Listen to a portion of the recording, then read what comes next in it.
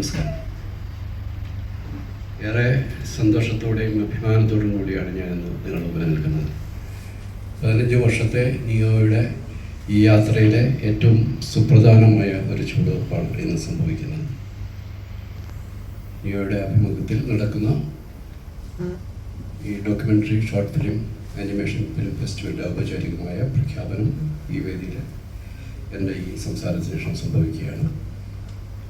ഇതിലേക്ക് ക്ഷണിച്ച് നമ്മുടെ അതിഥികളായി, നമ്മുടെ വിശിഷ്ടാതിഥികളായി എത്തിയിരിക്കുന്ന രണ്ടുപേരും ഒരു ഫോൺ കോളിനപ്പുറം നമ്മളോട് ചേർന്ന് നിൽക്കുന്ന അത്രമാത്രം നമ്മളോട് അടുപ്പം കാണിക്കുന്ന രണ്ട് വ്യക്തിത്വങ്ങളാണ് ബഹുമാന്യായ മേയറും ബഹുമാന്യായ MP. രണ്ടുപേരും കടുത്ത സിനിമ ആസ്വാദകരാണ്. വേറെ മുമ്പ് ഇവിടെ വന്നപ്പോൾ തന്നെയും അല്ലെങ്കിൽ നേരിൽ കാണുമ്പോഴൊക്കെയും കിരീടം കാണാൻ വേണ്ടിയിട്ട് സരിത തിയേറ്ററിന് മതിൽ ചാടി അകത്ത് കിടന്ന സാഹസികമായ അദ്ദേഹത്തിൻ്റെ സിനിമയോടുള്ള ആ പാഷനെ പങ്കുവച്ചിട്ടുണ്ട്. ശ്രീ ഹൈബിയുടെനും ഞാനും പലപ്പോഴും മിക്കവാറും കണ്ടുമുട്ടാറുള്ളത് ഏതെങ്കിലും സിനിമ തിയേറ്ററിലെ സെക്കൻഡ് ഷോയുടെ വേദിയിലാണ്, കുടുംബങ്ങൾ ഒന്നിച്ചാണ്. അപ്പോൾ അത്രമാത്രം സിനിമയെ ഹൃദയത്തോട് ചേർത്ത് നിർത്തുന്ന രണ്ടുപേരാണ് ഇന്ന് നമ്മുടെ വിശേഷ അതിഥികളുള്ളത്. കുക്കുവിനെ സംബന്ധിച്ചോളം നമ്മളിൽ ഒരാളാണ് കുക്കു. ഒരു ഗസ്റ്റൊന്നും നമുക്ക് കുക്കുവിനെ വിളിക്കാൻ പറ്റില്ല, കാരണം Kukku is very close to all of us. ഇൻഡസ്ട്രിയുടെ ഭാഗമായി നിൽക്കുന്നയാളാണ്. ഈ ഒരു ഫെസ്റ്റിവല് ഇതിനെ വിഭാവനം ചെയ്യുകയും ഇതിലേക്ക് എത്തിപ്പെടുത്തി ഈ ഒരു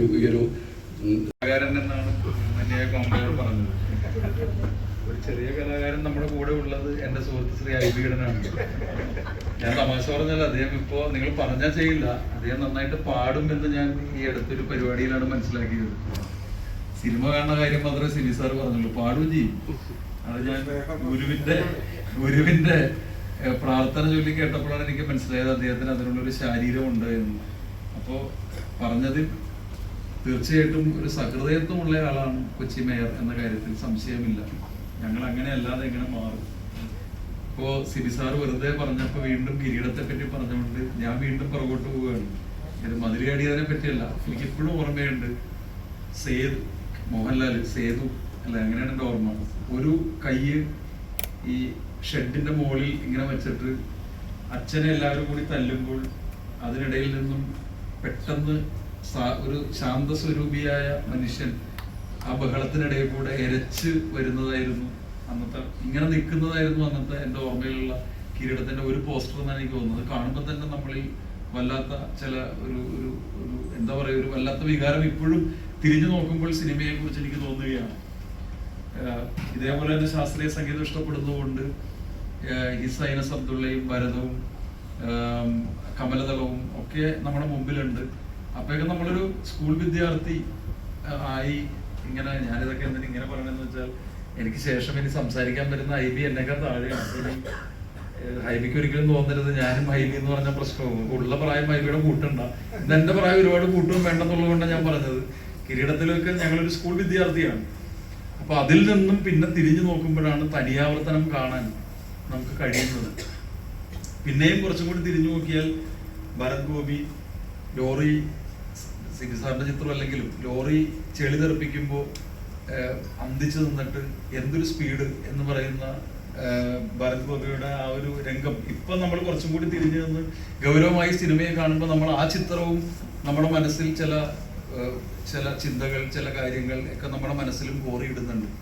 എനിക്ക് പറയാനുള്ളത്, ഞാൻ ദീർഘമായി സംസാരിക്കുന്നില്ല, ഇതിൽ സാധാരണക്കാരായി പങ്കെടുക്കുന്നത് ഞങ്ങൾ 2 ജനപ്രതിനിധികളാണ്. പിന്നെ ഇനി കുക്കു പരമേശ്വരൻ ഉൾപ്പെടെ ഇതിനു മുമ്പ് സംസാരിച്ച ജയിനും സിബി സാറും ഒക്കെ പോലെയല്ല ഞങ്ങൾ രണ്ടുപേരും. ഞങ്ങൾ സാധാരണ ആസ്വാദകരാണ്.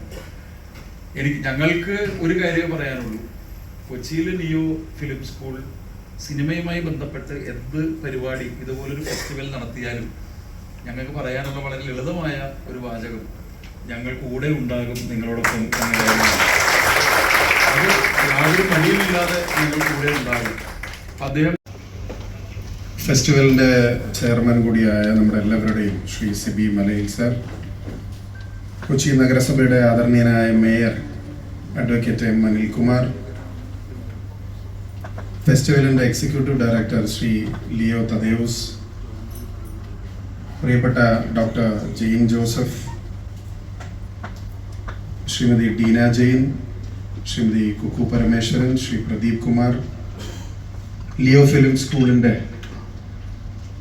മറ്റ് അധികൃതരെ, ഈ ഫെസ്റ്റിവലിലേക്ക് എത്തിച്ചേർന്നിട്ടുള്ള ഈ സ്കൂളിലെ വിദ്യാർത്ഥികൾ, സിനിമ പ്രേമികൾ, മാധ്യമപ്രവർത്തകർ, സഹോദരി സഹോദരങ്ങളെ, സുഹൃത്തുക്കളെ, ഒരു ദീർഘമായ പ്രസംഗത്തിൻ്റെ ആവശ്യകത ഇനി ഉണ്ടെന്ന് തോന്നുന്നില്ല.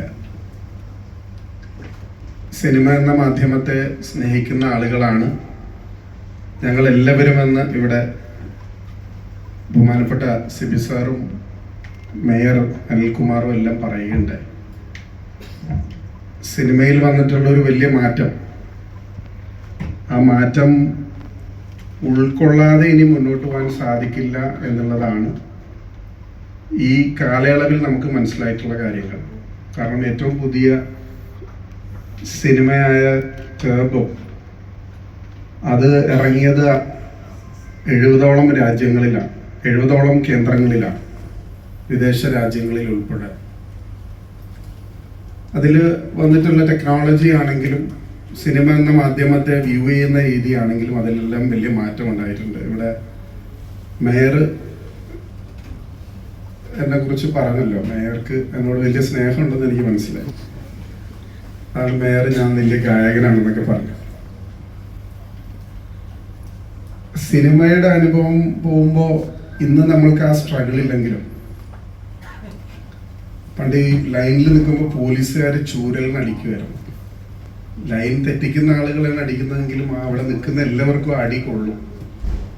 ഇങ്ങനെ മൈമൂൺ തിയേറ്ററിലും ആലുവ സീനത്തിലുമൊക്കെ ചൂരലിൻ്റെ അടി മാത്രമല്ല, ഒരു സിനിമയ്ക്ക് ടിക്കറ്റ് കിട്ടാതെ, വിയറ്റ്നാം കോളനിയാണെന്നാണ് എൻ്റെ ഓർമ്മ, ഒരു സിനിമ തീരുന്നത് വരെ, ആ ഷോ തീരുന്നത് വരെ 3 മണിക്കൂറിലധികം 4 മണിക്കൂറോളം നിന്ന് ടിക്കറ്റ് എടുത്ത അനുഭവങ്ങളെല്ലാം നമുക്ക് എല്ലാവർക്കും സിനിമയുടേതായിട്ടുള്ള ഒരുപാട് അനുഭവങ്ങളുണ്ട്.